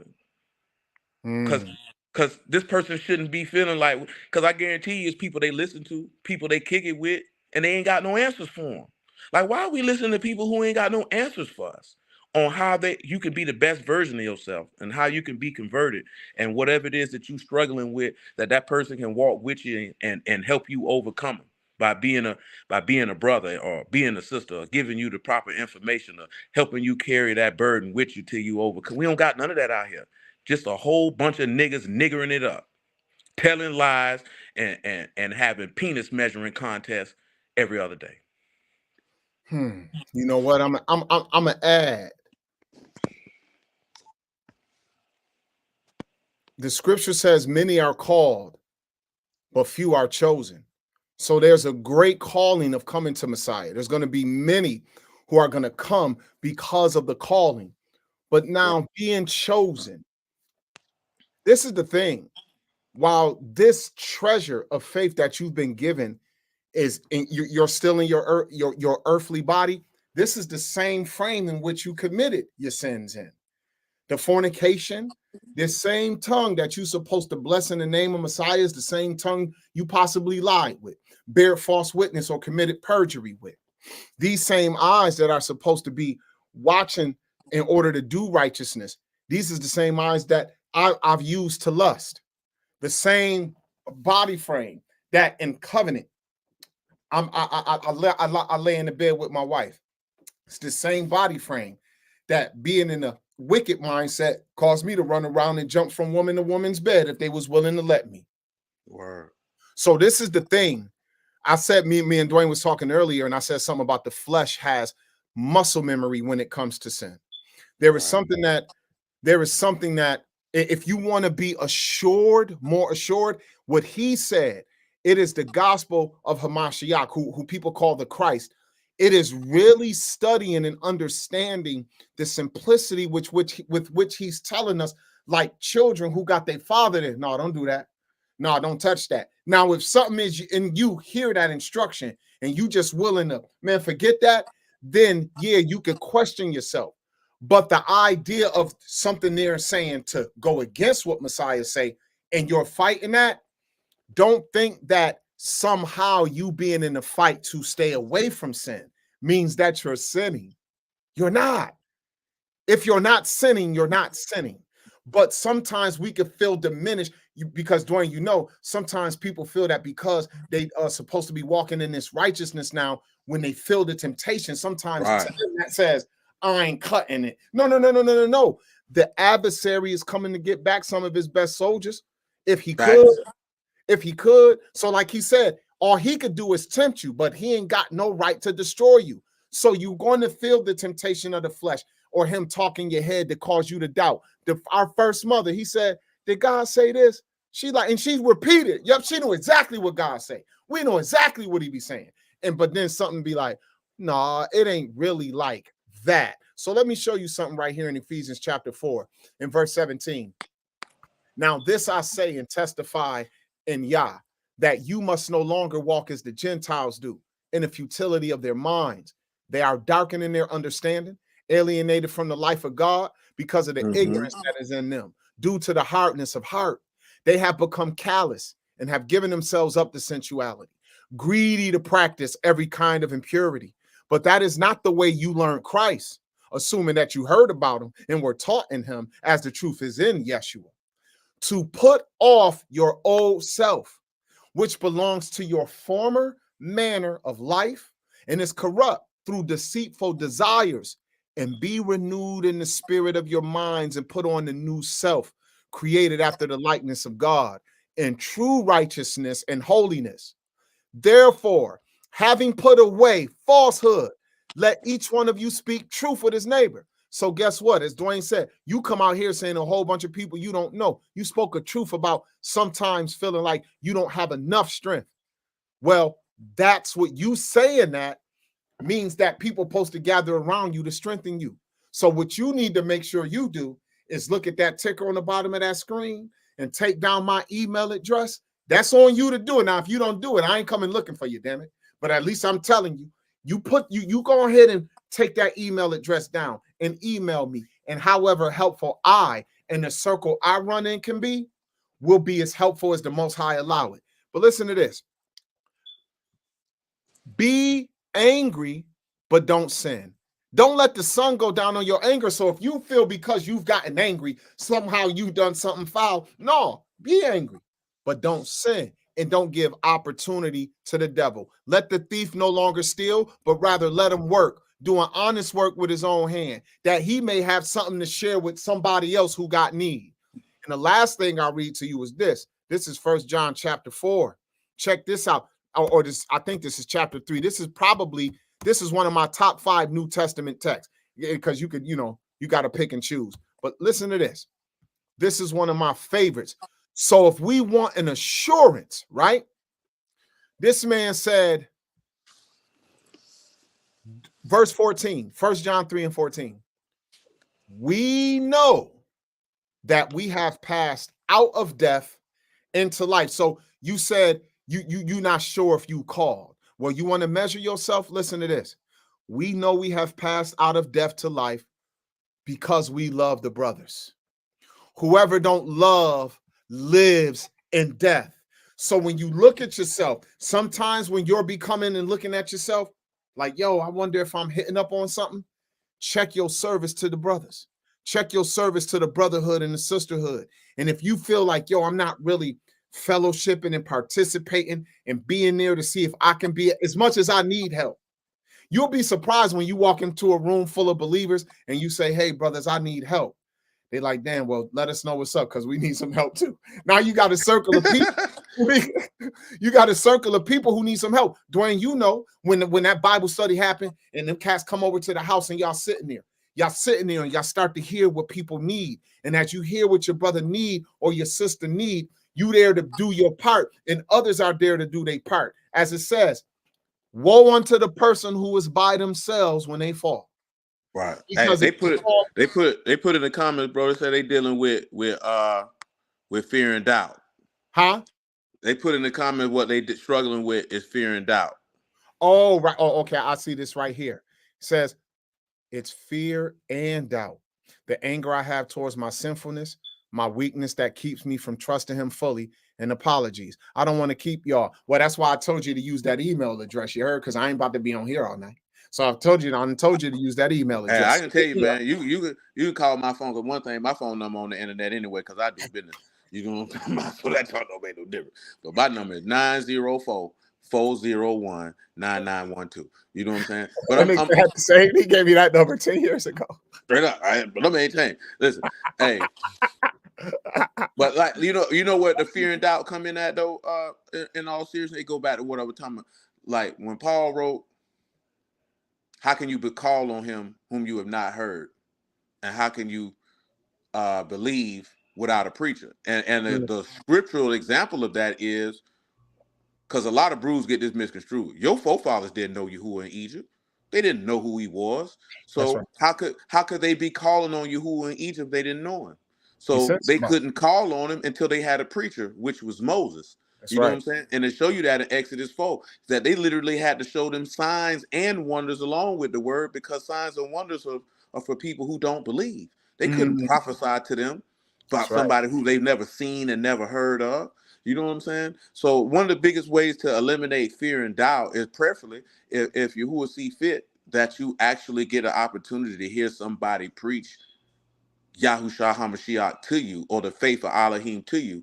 And that's what removes the fear and doubt, because Amen. the fear and doubt leads to anxiety. That's what I was mentioning in Jeremiah 17 when he say the leaf won't fade.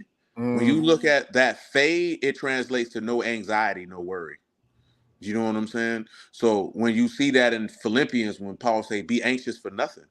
And when you begin to feel worry, the same thing when you were talking about when he said, take no thought for your life, that literally said to have no anxiety, mm, no worry, no concern.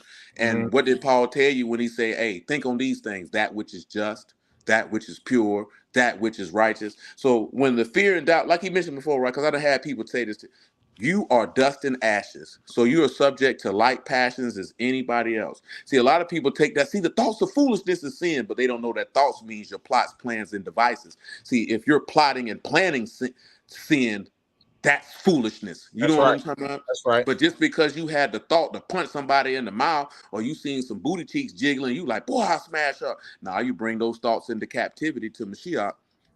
You know what I'm talking about? And you make yourself subordinate to him.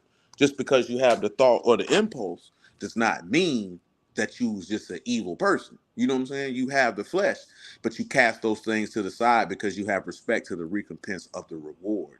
Your Mm, respect for the reward is so high that smashing that woman ain't worth. Let me tell y'all something, man. A life without Yahuwah is a life not worth living, because you already dead. So you might as well get it over with. See, most people wouldn't understand. I'm not telling people to kill themselves. What I'm telling you is you wouldn't understand that unless you had already come in contact with Yahuwah. And then you would understand that there's no way.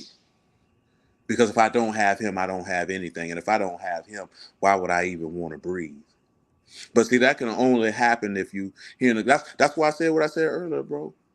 People not preaching the gospel, that's why people faith so small.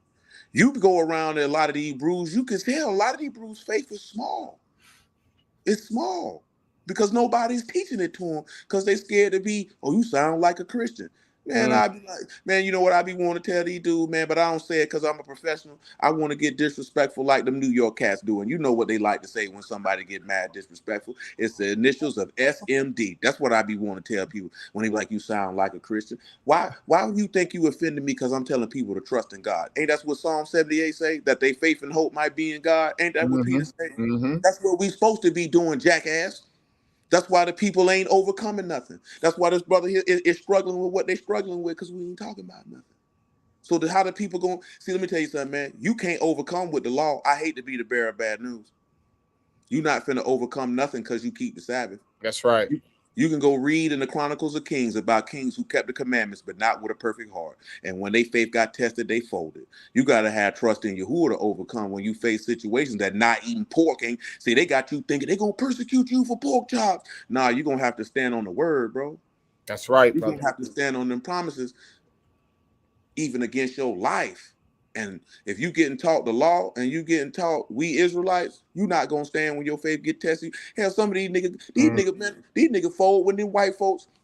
Let me tell you something, then I'm gonna get off here, man. I just told the brothers this the other day, and I meant this from the depths of my soul. You know how some brothers be having, letters they take to their job to say, see, I work on the Sabbath. You know how brothers would taking letters about the COVID shot. I'm not knocking nobody who did it, yeah, right? yeah, yeah, yeah, yeah, yeah. I ain't asking nan nigga on earth permission to serve my God. I promise I'm not. I'm telling you I'm not gonna be here on the Sabbath. And I mean that. And you're gonna have to do what you gotta do. You know what I'm talking about? Because I ain't coming. This not up for negotiation. You know what I'm saying? I'm not discussing it. I'm not bringing you a letter talking about, please let me serve Yahuwah. I am serving Yahuwah. And you know why that? Because he said he showed mercy to thousands of them that love him and keep his commandments and keep his covenant. So if I stand on his covenant to the loss of my job, you really think I'm going to believe that Yahuwah will forsake me for that? You think I'm going to use the excuse, you got to take care of your family? Yahuwah take care of me. That's what the book say. My help come from heaven. He ain't never seen the righteous forsaken from begging for bread. So they can kiss my whole black behind because I will not be here. I'm not asking you for nothing. You know what I'm saying? But the only way that I would even have that attitude is because I trust and believe that he will do what he said he will do. Elohim is not a man that he should lie, nor the son of a man that he should repent. If he said it, he gonna do it. If you locked in with him, he gonna hold you down. And I'm living witness to that. And a nigga can't tell me different. You know what I'm talking about? So, okay. Hey, man. Hey, y'all. Hey, y'all, that brother Dwayne right there. That's who that is. That's Dwayne Martin right there. That's my bro, real deep down in the South, right there, going right down into that Florida Panhandle. You heard? That's brother Dwayne. Hey, Dwayne, let them know your channel here on YouTube, because some brethren, this might be their first time hearing you. Right. Yeah, it's Assembly of the Firstborn. We go live Wednesday at 7:30. Mm-hmm. It's time done went back, so Friday night we go live at 8, and Saturday afternoon at 2:15. And then when feast days come around, if it's unleavened bread, we live the whole week. If it's tabernacles, we live the whole week. Mm-hmm. But we observe Purim, so we'll be live them 2 days for Purim. But yeah, that's what it is. I might seem abrasive to some. I can't do nothing about that. But one thing I can say, you're going to learn about Yahuwah, you come around that corner, because one thing for certain and two things for sure, boy, my dope is 100% pure and uncut. We don't serve no water whip around here. You know what I'm talking about? We don't serve no water whip around here. Yo, Assembly of the Firstborn. Hey, salute to you, Dwayne. Salute, it's bro. good as always, bro. I appreciate it. Yes, sir. Yo, that's my man, y'all. That's Dwayne right there. He said, hey, he might be abrasive to some people. Hey, well, it just is what it is. You know what I mean? But hey, you know what? Hey, I'm glad that you were able to share your heart philosophy. And I'll tell you this, as the scripture tells, you remember that text that 2 Corinthians 12. Hold on, let me bring it up right quick. Second Corinthians 12. Okay. Paul says here, he says, this is 12 and 7. So to keep me from becoming conceited because of the surpassing greatness of the revelations, meaning Paul was in such a big place because of his connection to heaven, getting revelation, on what was necessary to preach the gospel to the Gentiles. And because of this, God put a balance on him to keep him from becoming arrogant and too high-minded. He said, a thorn was given me in the flesh, a messenger of Satan to harass me, to keep me from being conceited. Now, that messenger from Satan doesn't have to be a person. It could be a certain kind of temptation that's carrying the message of temptation. It says, 3 times I pleaded with the Lord about this, that it should leave me.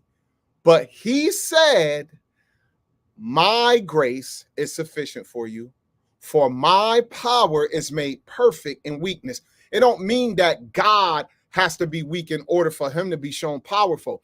But in the realm of sinful men, it is those of us who become weakened to the desire of sin, that in us being given the strength to overcome that and fight that when we get that victory because of that weakness that was there before, when we come out of that and get victory, we give grace unto God, and God's power is manifested before all, because they can't stop the fact that we're going to praise God for giving us victory over the temptations and the things we struggle with. He said, therefore, I will boast all the more gladly of my weaknesses, so that the power of Christ may rest upon me. For the sake of Christ, then, I am content with weaknesses, insults, hardships, persecutions, and calamities. For when I am weak, then I am strong. So, Falasade, I'm going to say to you, don't underestimate that there is a strength that you actually have. But just like Paul said, I asked God 3 times to take this from me. Why? Because whatever that thorn in the flesh was, it exposed something that made Paul feel weakness about himself. And he asked God, I don't want to feel like that. Get that away from me. And God was like, no, I'm going to keep that on you, because that's going to keep you humble before me, because on the other hand, I've given you so much power. So Falasade, I don't know you personally. Or maybe I do, and I just don't know who you are by this name on YouTube. But at any rate, your fear and doubt and anger towards your sinfulness, or your weakness that keep you from trusting him fully, it might be because you're trusting too much on the fact that you perceive weakness, and I'm gonna believe you. You know yourself. Instead of focusing on asking and finding out, God, what is it that I need to do to strengthen myself? If you weak, you weak. It's like you know, at 10, 15 years of eating good, you used to be a nice slim thing, about 170 pounds. Now you walking around 270, 280 pounds, and you want to get this off of you. You can get that off of you. But if you done ate yourself into an extra 100, 120 pounds over 10, 15 years, a year isn't what it's going to take to go backwards. You might need to cut that time in half and dedicate yourself to what it's going to look like to go over 7 years to go back to that 170. And along that journey, you're going to look in that mirror sometimes. And even though it's obvious you're shedding pounds, you don't like what it's leaving behind. It's leaving the flab. It's leaving cellulite. It's leaving stretch marks. I don't like this. I'm losing the weight, but I still don't like what I'm seeing. Both can be simultaneously true, but don't just talk about yourself as if you're only weak. You might be partly weak and partly strong, but remember what Christ said, whoever shall fall on this rock, him, shall be broken.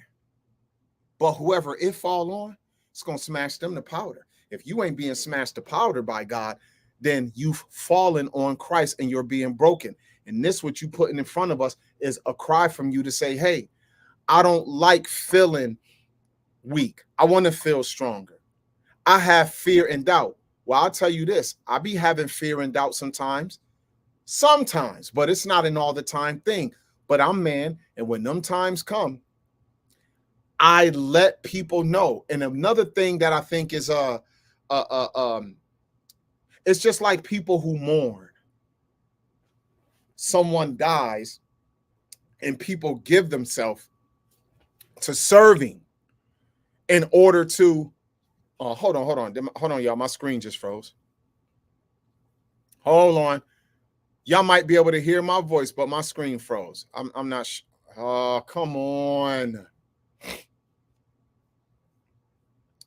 Hold on for a second here. What is going on here? Oh, goodness. Yep, and that's Chrome that froze too. Oh man. Hold on, everybody.